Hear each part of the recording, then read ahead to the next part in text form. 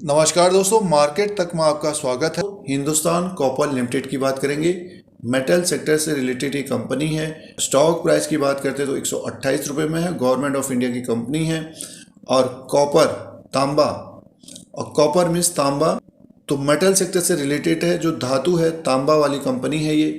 तो तांबे का जो यूज होता है दोस्तों, इलेक्ट्रिक वायर्स और मोटर्स में होता है। तो इसी कंपनी के बारे में डिस्कशन और चर्चा करते हैं, जानकारी लेते हैं। 2021 में इसमें बड़ी तेज़ी आई थी और मेटल सेक्टर एक तरह से काफ़ी तेज़ी से ऊपर की तरफ गया था।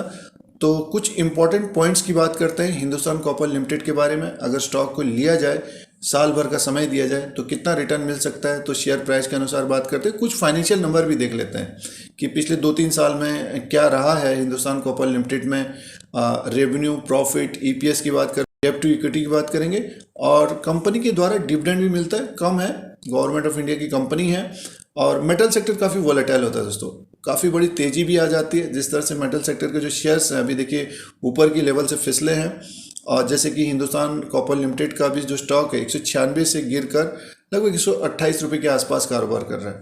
तो स्टॉक के बारे में जानकारी लेते हैं। अगर इसमें स्मॉल क्वांटिटी के हिसाब से इन्वेस्टमेंट किया जाए तो अपने अनुसार में कितना रिवॉर्ड मिल सकता है और रिस्क कितना रह सकता है, उसको हम शेयर प्राइस के अनुसार बात करेंगे। तो हिंदुस्तान कॉपर लिमिटेड के बारे में जानकारी लेते हैं इस वीडियो में। एनालिसिस और विश्लेषण करते हैं इन्वेस्टमेंट और निवेश के लिए।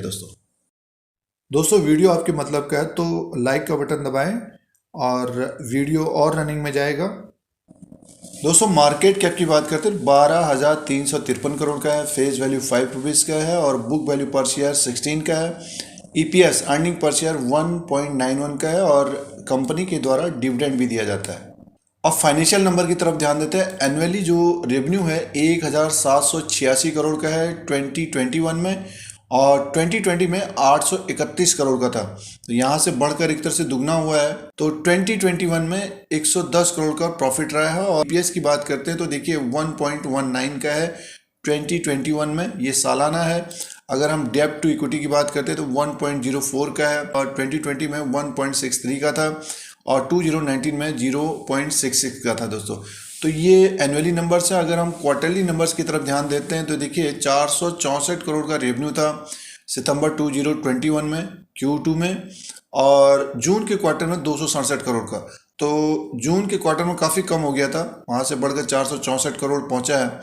ये तिमाही रिजल्ट्स है। और मार्च के क्वार्टर में देखिए 522 करोड़ और दिसंबर के क्वार्टर में 538 करोड़। तो अब जो Q3 Q4 का रिजल्ट आने वाला है। नेट प्रॉफिट की बात करते हैं तिमाही, तो 67 करोड़ का प्रॉफिट हुआ था सितंबर 2021 में और 45 करोड़ का प्रॉफिट हुआ था जून 2021 में। मार्च के क्वार्टर में 36 करोड़ का माइनस, दिसंबर के क्वार्टर में 108 करोड़ का प्रॉफिट था। तो दोस्तों ये हिंदुस्तान कॉपर के फाइनेंशियल नंबर थे, एनुअली और क्वार्टरली, सालाना और तिमाही, जिसमें थोड़ी बहुत ग्रोथ रही है। और अब Q3 का भी रिजल्ट आएगा तो उसमें इम्प्रूवमेंट होना चाहिए। Q4 का रिजल्ट आएगा, उसमें इम्प्रूवमेंट होना चाहिए। पिछले साल एक तरह से रेवेन्यू बढ़िया आया था। तो ये फाइनेंशियल नंबर थे हिंदुस्तान कॉपर के। रिटर्न की बात करते हैं तो पिछले एक साल का जो रिटर्न है 105% का है और 3 साल का जो रिटर्न है 153% का है और 3 महीने का रिटर्न 16% का है। तो ये प्राइस परफॉर्मेंस है पिछले 3 महीना, 1 साल और 3 साल। 3 साल का जो रिटर्न है, जिन्होंने 3 साल के अनुसार इसको अपने डीमैट में रखा, तो 153% का रिटर्न मिला है हिंदुस्तान कॉपर से। दोस्तों प्रमोटर्स की जो होल्डिंग है 66.14% की है सितंबर 2021 तक। और पिछले साल के अनुसार देखते हैं तो इन्होंने बेचा है 76.05% की होल्डिंग थी सितंबर 2020 में, अब की बार है 66.14 की है। और एफआईज की जो होल्डिंग है वो है 1.07 की, तो एफआईज भी हैं इसमें। और डीआईज की जो होल्डिंग है दोस्तों 17.02 की है। तो डीआईज ने अपनी होल्डिंग बढ़ाई है, सितंबर के क्वार्टर में डीआईज ने अपनी होल्डिंग बढ़ाई है। और पब्लिक के पास है दोस्तों ये है 15.76% की। तो प्रमोटर्स एक तरह से गवर्नमेंट ऑफ इंडिया 66.14% की होल्डिंग है सितंबर 2021 तक। दोस्तों ये हिंदुस्तान कॉपर लिमिटेड का चार्ट लगा हुआ है। अगर हम चार्ट पैटर्न के अनुसार बात करते हैं तो देखिए स्टॉक प्राइस 127 में है और डेली कैंडल्स हैं। देखिए स्टॉक का जो सपोर्ट बना हुआ है पिछले 4-5 महीना, अगस्त की बात करते हैं तो लगभग 108 रुपये का बना हुआ है दोस्तों। और इसमें देखिए 2021 में एक अच्छी तेजी बनी। अगर हम 2021 की बात करते हैं, 28/1/2021 का जो प्राइस था इसका लगभग 50 से 60 रुपए के बीच था। ये पिछले साल जनवरी में दोस्तों एक अच्छी तेजी बनी, ऊपर की तरफ गया, लगभग 190-196 का हाई बनाया। वहाँ से फिर एक फॉल आया, इसमें 108 रुपये तक आया और वहाँ से एक तरह से गिरावट रही, 108 रुपये तक आया।